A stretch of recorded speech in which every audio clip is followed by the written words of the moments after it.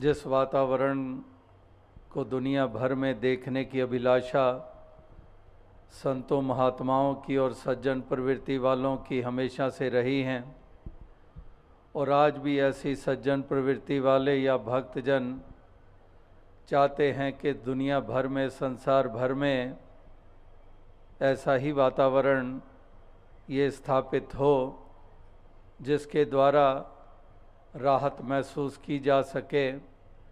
आनंदमय ये वातावरण ये बन पाए, खिंचाव वाला नहीं, भय वाला नहीं, हिंसा वाला नहीं, जुल्म सितम वाला नहीं, वातावरण प्यार वाला, करुणा दया वाला, एक दूसरे के काम आने की भावना वाला, वो वातावरण स्वर्गमयी वातावरण होता है।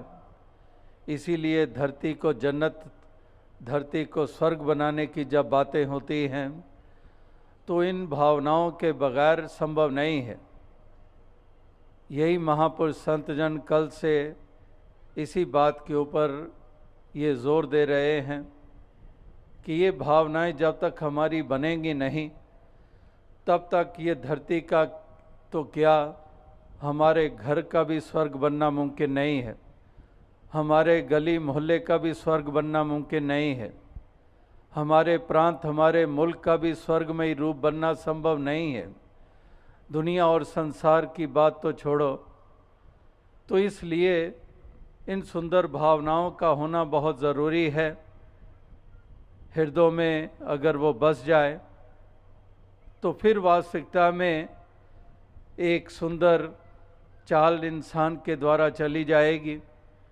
वो वही इंसान जो परिवार के अंग के रूप में है, समाज का हिस्सा है, इस देश का वासी है, और सारे संसार के जो मानवीय परिवार जिसको हम कहते हैं उसका हिस्सा होकर ये हर जगह पर दूसरों के लिए वरदान साबित होगा।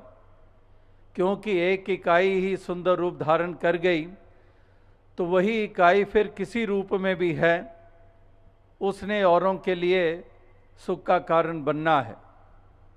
तो इसलिए एक इकाई, दो इकाई नहीं, एक सामूहिक रूप में अगर यही एक इंसान इन गुणों से युक्त हो जाता है तो वही फिर धरती के लिए वरदान बन जाता है। और अगर ऐसा नहीं, इससे विपरीत भावनाओं से युक्त है, वो तो फिर हम नज़ारे देख ही रहे हैं कि यही इंसान दानव और शैतान बनकर इस धरती को पलीत कर रहा है। जहाँ पर प्यार की नदियाँ बहाने की बात, प्रेम की गंगा बहाने की बातें ये होती आ रही हैं, वहाँ पर उसकी बजाय खून की नदियाँ बहाई जा रही हैं। किस तरह से इंसान ऐसे एक हैवानियत और शैतानियत वाली फितरत और प्रवृत्ति से युक्त होकर इस दुनिया के सफ़र को, इस जीवन के सफ़र को तय कर रहा है। तो आज भी महापुरुष संत जनों ने यही एक संदेश मुख्य रूप में दिया, इस मानव को, इंसान को समक्ष रखकर कि हे इंसान, ये जीवन का सफ़र तय हो रहा है। मालिक ने तुझे जन्म दिया, इंसानी योनि में जन्म दिया, किसी सांप की योनि में नहीं दिया, किसी गधे घोड़े की योनि में जन्म नहीं दिया। मालिक ने तुम्हें जन्म दिया इंसानी योनि में, जो सबसे श्रेष्ठ योनि मानी जाती है। कि अवर जोन तेरी पनहारी, इस धरती पर तेरी सिकदारी, कि अन्य योनियाँ तेरा पानी भरने वाली हैं, इस धरती पर तेरी सिकदारी। तो ऐसे अमोलक जन्म को तूने पाया है, इसमें मालिक ने तुझे भेजा है, इंसान के घर तुझे जन्म दिया है, एक मानव का रूप तुझे दिया है, जिसके कारण ये कहा गया कि बड़े भाग्य मानुष तन पावा, सुरदुर्लभ सदगंत ही गावा। कि ये बड़े भाग्य की बात है कि तुझे ये मनुष्य जन्म मिला है। इससे ऊंचे भाग्य और क्या होंगे। 84 लाख योनियां हैं धर्म ग्रंथों में जिसका जिक्र है। अगर 84 लाख योनि कोई नहीं भी माने, अक्सर कह देते हैं दिमागी खेल खेले जाते हैं, कितने तर्क वितर्क सामने रखे जाते हैं और कह देते हैं कि गिने हैं 84 लाख योनियां जो बयान किए जा रहे हैं। तो अगर 84 लाख योनियां ना भी मानो, फिर भी कितने कितने तुम्हारे सामने योनियां आई हैं। डिस्कवरी चैनल खोलो या कोई और इंफॉर्मेशन का चैनल आप खोलो, उसमें आपको कितने कितने ओशंस में, पानी में, जल में कितने कितने वो रूप मिल जाएंगे, कितने धरती के ऊपर कीड़े मकोड़ों की किस्में मिल जाएंगी, कितनी हवा में उड़ने वाले परिंदों की किस्में मिल जाएंगी, कितने जंगलों में रहने वाले जानवर, कितने ही सांप की जातियां प्रजातियां मिल जाएंगी। तो इस तरह से अगर देखें, कितने कितने लाखों ही संख्या में अलग अलग योनियां हमारे सामने हैं। लेकिन जब इंसानी योनि की बात आती है तो केवल और केवल एक, 2 भी नहीं, 3 भी नहीं, 10 भी नहीं, 50 भी नहीं, और दूसरी तरफ लाखों की योनियां जो इंसानी योनियों से हटके है। तो अगर यही इंसानी योनि में जन्म मालिक ने दे दिया तो फिर इससे ऊंचे भाग्य और क्या होंगे। तो बड़े भाग्य मानुष तन पावा, सुर दुर्लभ सदगंत ही गावा, कि तमाम वेद शास्त्र धर्म ग्रंथ पुकार कर कह रहे हैं कि मनुष्य जन्म तुझे मिला, बड़े भाग्य की बात है। और भाग्य की बात किस लिए? क्या तुझे दिमाग मिला है इसलिए? क्या तुझे 4 टांगों की बजाय 2 पांव मिले हैं इसलिए? तेरी शक्लो सूरत सुंदर है इसलिए? नहीं, बड़े भाग्य मानुष तन पावा का मतलब इस संदर्भ में है कि जो मालिक ने तुझे ये अवसर दे दिया है, ये मौका दे दिया है कि तू अपने आप की पहचान कर सकता है, तू अपने मालिक की पहचान कर सकता है। ये सुनहरी अवसर के रूप में देखा गया है। इसीलिए वो भी कहावतें आपके सामने हैं जो बचपन से हम सुनते आ रहे हैं कि हीरे जैसा जन्म है कौड़ी बदले जाए, कि जन्म जो तुझे मिला है ये हीरे जैसा जन्म है। लेकिन अगर हीरे जैसा जन्म पाया और इसकी कदर ना की तो फिर यही कौड़ी मोल इसका पड़ता है। और अक्सर इंसान अपने ही हीरे जैसे अमूल्य जीवन का मोल कौड़ी डालते हैं, क्योंकि वो इस सत्य की तरफ नहीं बढ़ते हैं, क्योंकि वो मानवीय गुणों से युक्त नहीं होते हैं, क्योंकि ह्यूमन वैल्यूज से उनका कोई सरोकार नहीं है, क्योंकि उनके जीवन में प्रेम करुणा का कोई नामो निशान नहीं है, क्योंकि वो अहम अभिमान में जीते हैं, क्योंकि वो संकीर्णताओं में जीते हैं, क्योंकि वो तंग दिलियों में जीते हैं, क्योंकि वो दूसरों को कीड़े मकोड़े समझकर उन पर जुल्म और सितम करते हैं, कुचलते हैं, मसलते हैं, धर्म का नाम लेकर, मज़हब का नाम लेकर, जाति का नाम लेकर, भाषा का नाम लेकर, या थोड़े से सिक्कों के लिए, थोड़ी सी जायदाद के लिए अपने ही भाई की जान लेने पे उतारू। पिता जिसने पाला पोसा है उसकी वसीयत किसी और तरफ ना मुड़ जाए, उसकी उससे पहले जान ही ले लो। तो इस तरह से इंसान में ऐसी वो फितरतें जाग चुकी हैं जिसके कारण उसने अपने ही जन्म का मोल कौड़ी डाला है, किसी दूसरे ने नहीं, खुद डाला है। क्योंकि खुद नहीं जागा, क्योंकि खुद नहीं संभला, क्योंकि खुद वो मानवीय चाल को नहीं अपनाया, तो फिर किसी और ने थोड़ी, तूने खुद ही अपनी इस अमोलक जन्म का मोल कौड़ी डाला है। क्योंकि केवल और केवल दुनिया और दुनियादारी तक तूने अपने इस सफ़र को सीमित रखा है, इससे आगे नहीं निकला है। तो इसलिए महापुरुष संतों के हमेशा से ये वचन आते रहे हैं कि इंसान इस जन्म को पाया है तो यह एहसास करके मूल्यवान है। पौड़ी छिटकी हाथ ना आए, मनमुख अहला जन्म गवाए, कि ये मनमुख मत बन, अज्ञानी मत बन, एक जागरूकता को प्राप्त कर ले। जाग जा, उठ जाग मुसाफिर भोर भई, कि उठ जाग जा, रात्रि नहीं है, सुबह का वक्त है। इंसानी जन्म पाना यानी कि सुबह का वक्त है। उठ जाग मुसाफिर भोर भई, अब रैन कहाँ जो सोवत है। ये सोने का वक्त नहीं है। अब तुझे इंसानी जन्म मिल चुका है, ये भोर हो चुकी है, ये सवेरा हो चुका है। अब तू आंखें खोल ले, अब तू जाग जा। उत्थिष्ठ जागृत, उठो जागो, अराइज एंड अवेक। जैसे स्वामी विवेकानंद जी के ये मुख्य वचन ये अक्सर हमें पढ़ने को मिलते हैं कि arise and awake, do not be in slumberness, awake from the deep sleep you are sleeping in, no more slumberness, awake, the awakening has to take place in your life.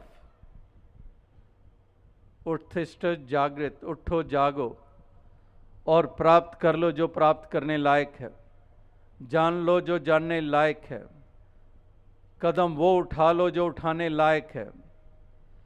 तो इसलिए वो जागना ज़रूरी है, उसमें स्थापित होना ज़रूरी है। इसलिए जगाने की बात महापुरुष संत जन करते आ रहे हैं। लेकिन इंसान की ही फितरत युगों युगों से रही है सोने की। केवल एक कुंभकर्ण की बात नहीं है कि नगाड़े भी पीटे गए फिर भी नहीं जागता, ढोल भी बजाए गए नहीं जागता, कितने कितने साधन अपनाए जाते नहीं जागता। इसी तरह से ये इंसान की फितरत में भी हर युग में, ये नहीं कि वर्तमान का समय या कलयुग जिसको हम कहते हैं, इस समय में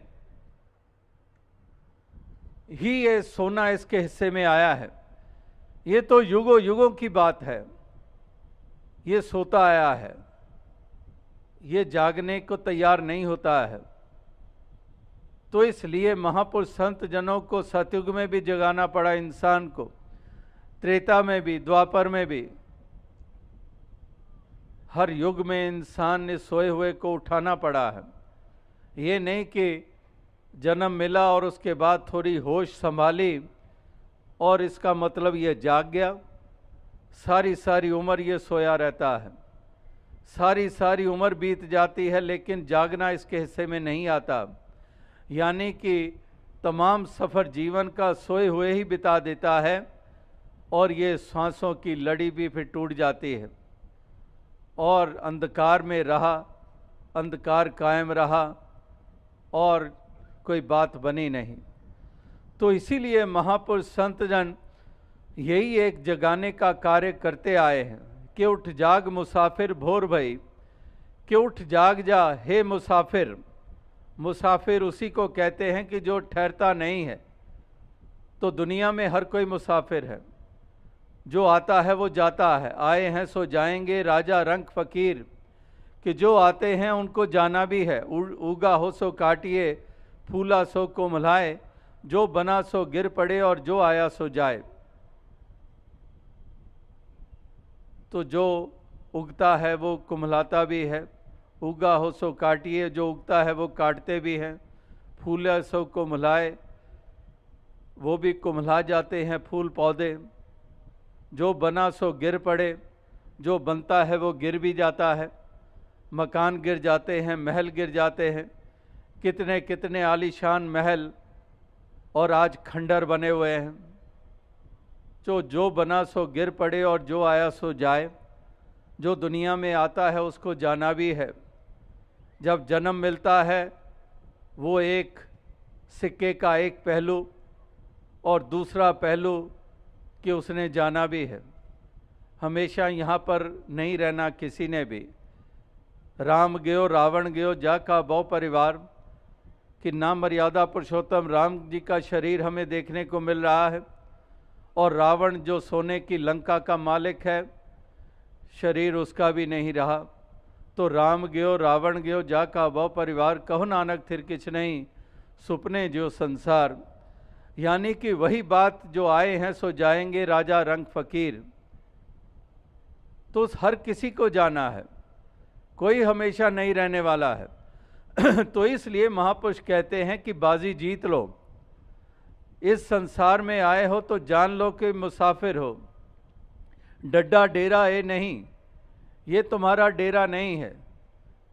जैसे एक कोई साधु किसी महल में गया और महल में गया तो वहाँ पर बहुत कीमती सामान पड़े हुए, आलीशान पदार्थ वहाँ पर वस्तुएं पड़ी हुई, कहाँ कहाँ से दुनिया के किस किस कंट्री से वो एंटीक्स और कितने कितने वो वस्तुएं वहाँ पर कीमती पड़ी हुई। तो इतना आलीशान संगे मरमर का बना हुआ। तो वो महात्मा कहने लगा, वाह कमाल की सराय है।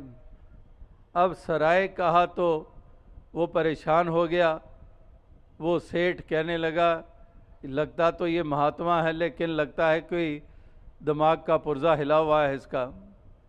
ये इतना आलीशान मकान, अरबों का बना हुआ, अरबों की वस्तुएं पड़ी हुई, और ये सराय कह रहा है। तो उसने कहा, महात्मा सराय नहीं, ये घर है। कहने लगा, अच्छा घर है, अच्छा तो आप यहाँ रहते? हाँ जी मैं रहता हूँ। आपसे पहले मेरे पिताजी, उससे पहले मेरे दादाजी, उससे पहले परदादाजी। तो आगे से महात्मा कहते हैं कि मैं वही तो कह रहा हूँ कि हमेशा इसमें कोई रहा नहीं, परदादा और फिर दादा, फिर पिता, फिर आप, तो वो रहे तो नहीं हमेशा। घर तो उसी को कहेंगे कि जो वहीं पर डेरा लग जाए, लेकिन डेरा तो नहीं रहा। जैसे एक और मिसाल आती है कि एक ऐसे ही फ़कीर संत, और किसी ने उसको पूछा कि आबादी किस तरफ है, उसने इशारा कर दिया इस तरफ है। वो उस तरफ चला गया। इंसान चला तो गया, वापस लौट भी आया, और लौटा तो इतना लाल पीला गुस्से में उस फ़कीर को कहने लगा, मैंने आपसे पूछा था कि आबादी किधर है, तो आपने इस तरफ इशारा किया, मैं उधर गया, वहाँ तो कब्रिस्तान था। तो वो आबादी मैंने पूछी थी। तो वो फ़कीर कहने लगा, मैंने ठीक ही तो बताया था, असल में तो आबादी यहीं थी, वहाँ से तो उजड़ कर यहीं आकर बसते हैं। जब भी ये जीवन का सफ़र तय होता है यहीं आकर बसते हैं। मैंने तो आबादी का ही रास्ता बताया था।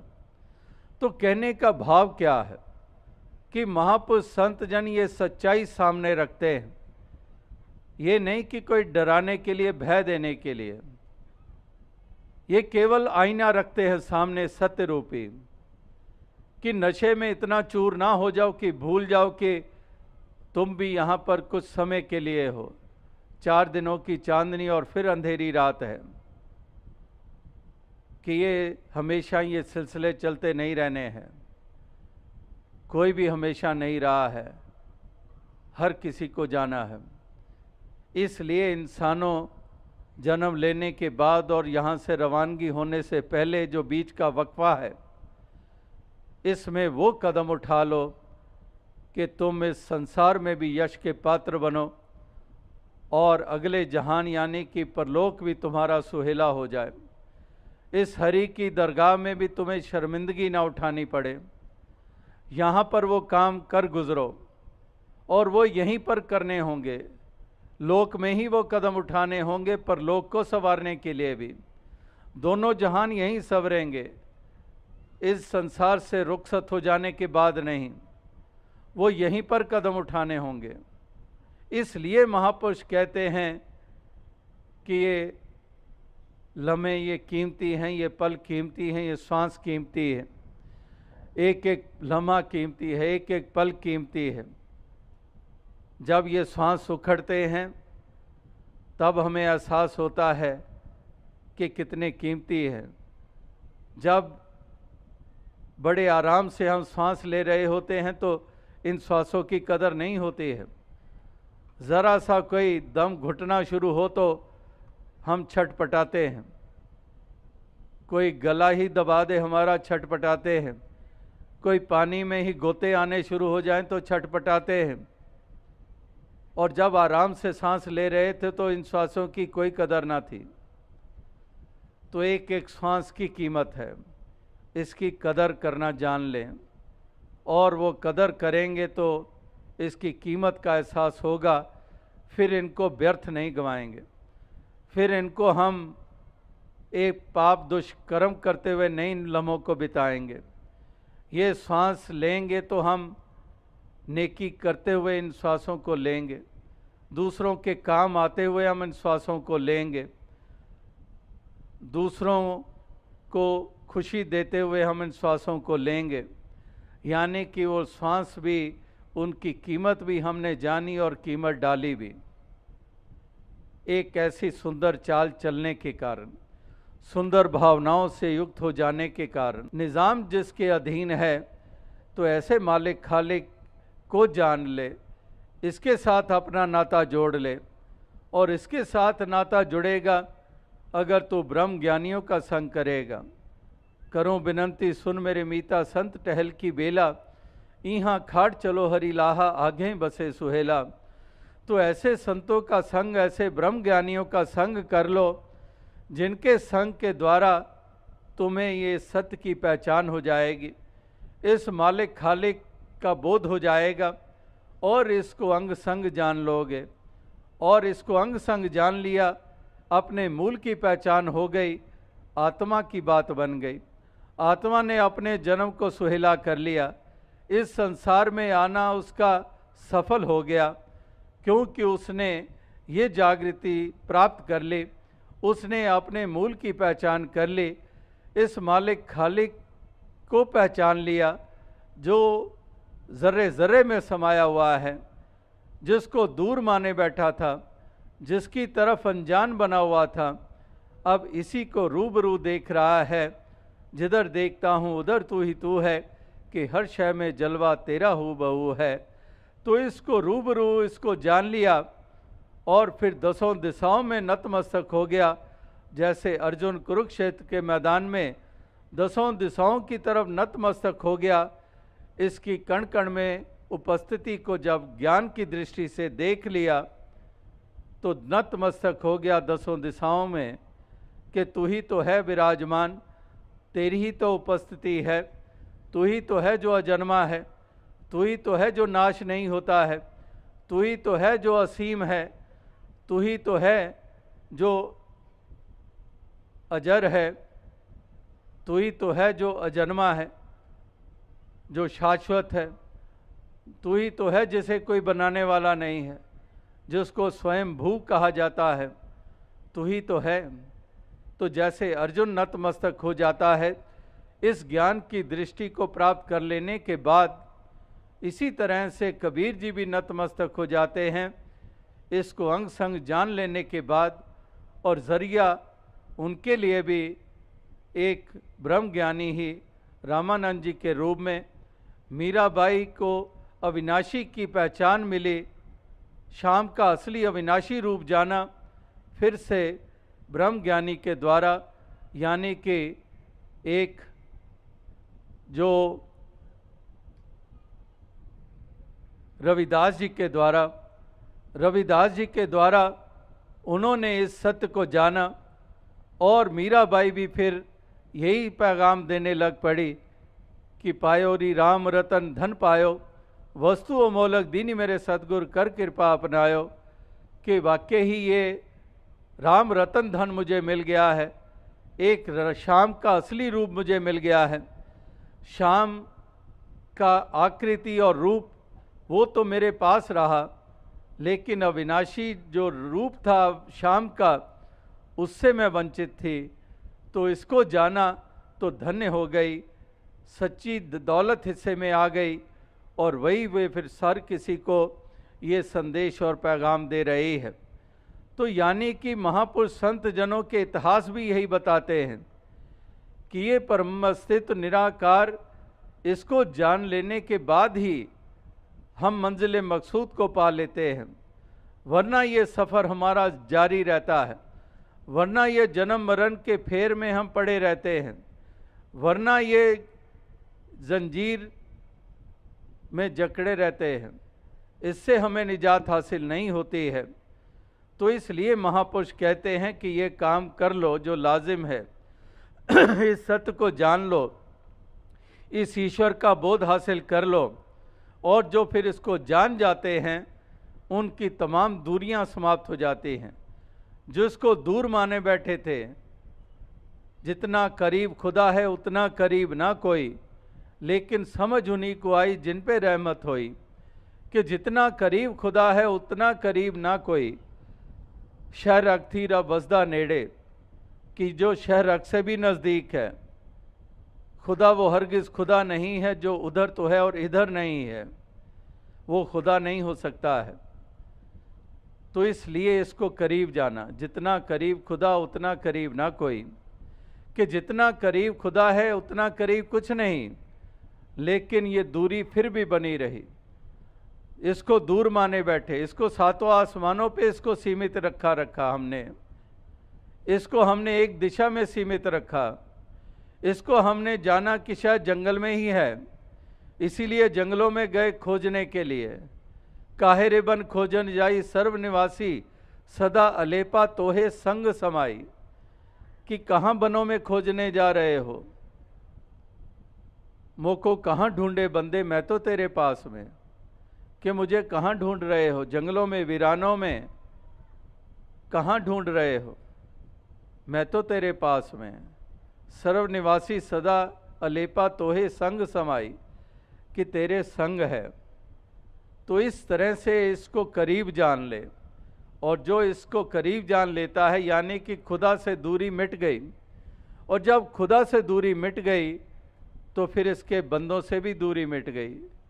इससे समीपता नहीं बनी थी, इससे नाता नहीं जुड़ा था, इसलिए इसके बंदों से भी दूरी बनी हुई थी। इसलिए हमने इन बंदों से भी फासले बनाए हुए थे। तू पंजाबी है, मैं सिंधी हूँ, मैं गुजराती हूँ, तू राजस्थानी है, मैं हिंदुस्तानी हूँ, तू पाकिस्तानी है। इस तरह से तू चीनी है, तू जापानी है, तू अमेरिकन है, तू यूरोपियन है, तू अरबी है, तू फारसी है। इस तरह से ये दूरियां बनी हुई थी। मैं ब्राह्मण हूँ, तू क्षत्रिय है, तू वैश्य है, तू हरिजन है, इत्यादि। इस तरह से ये दूरियां बनी हुई थी। जैसे कल भी कहा कि रंग नस्ल के लिहाज से भी दूरियां, तो जब खुदा से नज़दीकत बन गई तो फिर इंसानों के दरमियान भी दूरियां मिट गईं। तो इसलिए इस खुदा से नज़दीकत बन जाए ताकि इंसानों से भी नज़दीकत बन जाए, और फिर इंसानों से नज़दीकत बन गई तो फिर असली इबादत हमारी हो गई। जब इंसानों से प्यार करना हम सीख गए, इनसे फासले मिटा दिए, इनको गले लगा लिया, ये नहीं देखा कि ये पगड़ी वाला है कि टोपी वाला है, इनको हमने गले लगा लिया, जान लिया कि ये मेरे ही परिवार का अंग है, खुदा के ही परिवार का अंग है। जो वसुदैव कुटुंबकम का जिक्र है, जो पहला सबक है किताब हिदा का कि मखलूक सारी है कुंबा खुदा का, अब वो अवस्था बन गई है, अब नज़दीकत बन गई है, अब ये दूरी बाकी नहीं रही। तो जब इंसानों से दूरी मिट गई, इंसानों से प्यार करना हमने सीख लिया, तो फिर यानी कि सही मायनों में खुदा की बंदगी और इबादत हो गई। जैसे वो शायर ने कहा है कि सर झुकाने से नमाज तो अदा हो जाती है, लेकिन इबादत के लिए दिल झुकाने पड़ते हैं। कि केवल सर झुका लिया तो नमाज तो हो गई अदा, लेकिन सच्ची इबादत, सच्ची बंदगी के लिए तो दिल झुकाने पड़ते हैं। और दिल वही झुकते हैं जिनमें प्यार बसता है, जिनमें प्रेम बसता है, वही झुकते हैं। वरना तो अहम से भरे होते हैं, अभिमान से भरे होते हैं, अहंकार से भरे होते हैं। मैं क्यों इसके करीब जाऊं, मैं क्यों इसको अपनाऊं, ये मेरे से नीचा, मैं ऊंचा, मेरा मज़हब ऊंचा, इसका मज़हब नीचा, मेरा पैगंबर ऊंचा, इसका नीचा। इस तरह से मेरी जाति ऊंची, इसकी जाति नीची। इस तरह से अहम में चूर रहते हैं। जैसे वो शायर का फिर एक शेर ध्यान में आया कि आदमी के बारे में ये बात समझने वाली है कि सर जितना भरा हुआ है दिल उतना ही खाली है कि जितना इसका सर भरा हुआ है, यानी कि अभिमान से भरा हुआ है। दिल इतना ही खाली है, दिल बिल्कुल खाली है, जैसे कि एक कोई वीरान जगह है, खंडर है। दिल बिल्कुल खाली है क्योंकि सर भरा हुआ है, और जिसके सर भरे होते हैं वही सर फिरे होते हैं। तो इसलिए महापुरुष संतजन यही एक संदेश देते हैं कि इस खुदा से नज़दीकत बना लें, इस मालिक खालिक से नज़दीकत बना लें, और इसके बंदों से नज़दीकत बना लें, और सच्ची इबादत, सच्ची बंदगी हो जाएगी। और कोई तरीका नहीं है, और कोई ज़रिया नहीं है। तो इसलिए इन बंदों से प्यार करना हम सीख जाएं, और प्यार का जहान हम बसाते चले जाएं। चारों तरफ प्यार के तराने हों, चारों तरफ प्रेम के नगमे हो, चारों तरफ प्यार की ठंडी फुहार हो, और इस प्रकार से एक हम दिव्य गुणों से युक्त होकर इस जीवन के सफ़र को हम तय कर लें। कहीं पर भी अहम ना हो, कहीं पर भी अभिमान ना हो।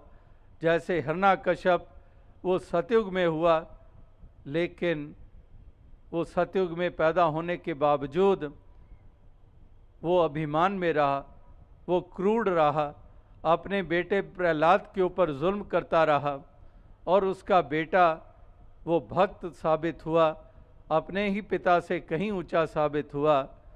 तो इस प्रकार से होली का त्यौहार अभी कुछ हफ्ते पहले ही गुजरा है, और होली के त्यौहार के साथ जुड़ा हुआ वही पहलू है, हिरण्यकश्यप वाला, भक्त प्रहलाद वाला, हिरण्यकश्यप की बहन होलिका वाला, जो अभिमान में चूर थी, और इसलिए उसी अभिमान के कारण उसने अपने आप का अंत कर डाला, और भक्त प्रहलाद की जय जयकार हो गई। तो इस तरह से इस अहम से ऊपर उठकर विनम्रता को धारण करके खलूस और प्रेम के भाव को अपने हृदय में बसाकर एक दूसरे का भला मांगना भी, एक दूसरे का भला करना भी ये आ जाए अगर इंसानों को, तो वाकई ही ये धरती स्वर्ग बन जाए। ज़ुबानें तो कहती हैं कि सबका भला करो भगवान, सबका सब विधि हो कल्याण, कि ज़ुबान तो ज़रूर कह देगी। किसी धर्म स्थल पर गए हैं तो ये उच्चारण कर ही डालेंगे कि सबका भला करो भगवान, सबका सब विधि हो कल्याण। ये ज़ुबान ने तो कह दिया, लेकिन मन में क्या प्रार्थना चल रही है? मन में ये प्रार्थना चल रही है कि जब मैं यहाँ से घर लौटूं तो पड़ोसी का सत्यानाश हुआ हो। इस प्रकार से मन में तो ये विचार चल रहे होते हैं, मन में तो ऐसी भावनाएं विशैली चल रही होती हैं, लेकिन ज़ुबान क्योंकि मजबूरी है, अब कहीं पर प्रार्थना हो रही है धर्म स्थल पर तो ये तो हमने गानी ही है, लेकिन मन में क्या चल रहा होता है। तो इसलिए भक्तजन, महापुरुष, संतजन वो मन से भी यही प्रार्थना करते हैं, और व्यवहार के रूप में भी वो सुंदर रूप में ही व्यवहार करते हैं, सद्भावना और सद्व्यवहार। इस प्रकार से ये सलीका, ये जीवन का, ये हर किसी को आ जाए, यही एक शुभकामना, यही प्रार्थना, यही एक अरदास की जा रही है। साथ ही साथ वो संदेश भी दिए जा रहे हैं, वो मरम भी बताई जा रही है, वो ढंग भी बताया जा रहा है, वो रास्ता भी दर्शाया जा रहा है कि जिस रास्ते पे चलने से, जिन भावनाओं से युक्त होने से हे इंसान तेरा म्यार ऊंचा होगा, तो उसी रास्ते पे चल निकल, उन्हीं भावनाओं से युक्त हो जा, और अपना ये सफ़र जो है ये जीवन का मुबारक बना ले। ये तुम्हारा संसार में आना भी मुबारक, तुम्हारा संसार में रहना भी मुबारक, और जब संसार से रुखसत हो जाओगे तो तब भी अपना यश छोड़कर जाओगे, एक दूसरों के लिए प्रेरणा के कारण बनकर जाओगे। तो ये काम कर गुजरो, ये कदम उठाओ, यही एक महापुरुषों संतों का ये भाव है, ये संदेश देने का, जो युगों युगों से ये दिए गए हैं और आज भी वही संदेश ये दिया जा रहा है, ये दोहराया जा रहा है।